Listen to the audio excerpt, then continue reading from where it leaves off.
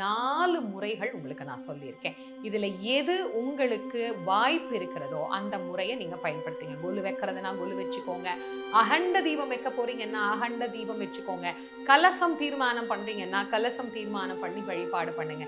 இல்ல படங்களே போதுமா, எங்க சக்திக்கு அவ்வளவுதான் முடியும் அப்படின்னா அதையே வச்சு நீங்க கும்பிடுங்க.